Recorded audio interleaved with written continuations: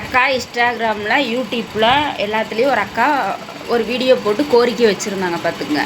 ஆனால் அந்த அக்கா கோரிக்கை வச்சது உண்மையான நிஜம் பார்த்துக்குங்க. விஜய் சார் அந்த அக்காவுக்கு கண்டிப்பாக நான் சப்போர்ட் பண்ணுவேன். விஜய் சார் வந்தாலும் சரிங்க, எடப்பாடி சார் வந்தாலும் சரி, ஸ்டாலின் சார் யார் ஜெயிச்சு வந்தாலும் சரிங்க, அந்த அக்கா சொன்ன கோரிக்கை வந்து உண்மையானது.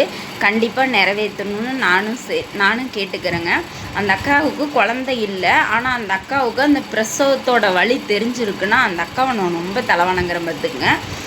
அந்த அக்கா வச்ச கோரிக்கை என்னென்னு பார்த்தீங்கன்னா, ஒரு பெண்ணுக்கு பிரசவங்கிறது மறுஜென்மம்னு சொல்லுவாங்க.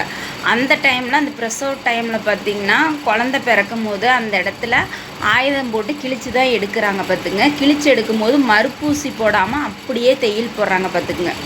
எனக்கும் பெரிய ஆஸ்பத்திரியில் தான் குழந்த பிறந்தது பார்த்துங்க. 2005 எங்கள் பாப்பா பிறந்தது. அப்பையும் பார்த்திங்கன்னா எனக்கு லைட்டாக கிழிச்சு விட்டு தான் பிரசவம் பார்த்து தையல் போட்டாங்க பார்த்துங்க. அப்போது எனக்கு வந்து அவங்க மறுப்பூசி போடலை. அப்போ கூட ஒரு டாக்டர் அங்கே இருந்தவங்க, சும்மா கத்திக்கிட்டே இருக்காத வாயை மூடுறி அப்படின்னு சொன்னாங்க பார்த்துங்க. அந்த டைமுக்கு அந்த மாதிரி பேசவும் கூடாது. 2வது கம்பல்சரி மறுப்பூசி போட்டு தான் தையல் போடணுங்கிறத நானும் கண்டிப்பாக அதை எடுத்துக்கிறேங்க பார்த்துங்க. அந்த அக்காவுக்கு நானும் சப்போர்ட் பண்ணுறேன். 2வது என்னென்னு பார்த்தீங்கன்னா, அந்த அக்காவுக்கு குழந்தை இல்லைன்னு ரொம்ப அழுதுருந்தாங்க அந்த அக்கா. நான் மனசார இறைவன்கிட்ட வேண்டிக்கிறேன், அந்த அக்காவுக்கு சீக்கிரம் குழந்த பிறக்கணும்னு கடவுள்கிட்ட இறைவன்கிட்ட கண்டிப்பாக நான் வேண்டி அந்த அக்காவுக்கு பிரார்த்தனை பண்ணுற மாதிரிங்க.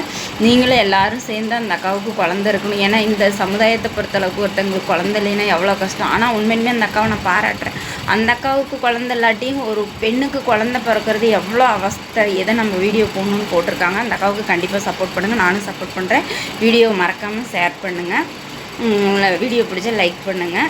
அந்த அக்காவுக்கு கண்டிப்பாக குழந்த பிறக்கணுன்னு ஆண்டவங்கிட்ட மனசார வேண்டிங்க. நானும் என்னால் முடிஞ்ச வரைக்கும் ஆண்டவங்கிட்ட வேண்டிக்கிறேன். பையன்.